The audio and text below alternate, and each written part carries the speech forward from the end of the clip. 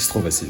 Avec l'arrivée sur le marché de services comme Uber Eats ou Deliveroo et avec elles les pubs plus ou moins douteuses comme en témoigne le regard de ce garçon ou encore cet homme, l'accès à la restauration rapide et du coup l'éloignement par rapport à cette culture gastronomique nationale en est la conséquence. Mais du coup, qu'est-ce que le repas gastronomique français ? Bon, on va faire nos recherches. Si vous pensez que c'est ça, bah vous avez raison. Ou si vous pensez que c'est ça, oui, vous avez aussi raison. Eh bien, ajouté en 2003 sur la liste du patrimoine immatériel de l'UNESCO, le repas gastronomique français, en fait, c'est juste une célébration commune de certains événements comme les mariages, les retrouvailles, les anniversaires. Mais elle cherche aussi du coup à valoriser le produit, ce qu'on mange, ce qu'on boit, et c'est peut-être de préférence qu'il soit local. Et du coup, ceux-là, ils sont arrivés quand? Ceux-là sont arrivés hier. Parfait.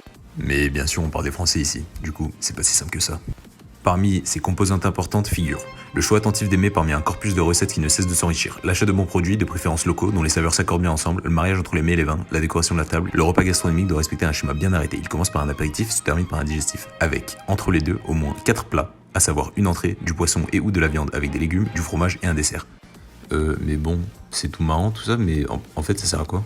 Eh bien, la raison pour laquelle le repas gastronomique français est considéré comme un apport patrimonial à l'UNESCO sur un point de vue international, c'est parce qu'il se répand à l'international, avec de multiples restaurants dans d'autres pays, des chefs reconnus partout dans le monde, et une tradition appréciée par tous.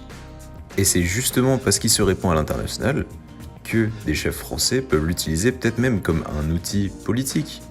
Je pense par exemple à ça, bah ouais, on rigole pas avec la nourriture en France. En gros, le repas gastronomique français, c'est la nourriture, mais à un niveau supérieur. C'est un outil social, politique, et il est sanctifié par l'UNESCO. Vu le climat sanitaire actuel, c'est peut-être mieux d'éviter les repas gastronomiques.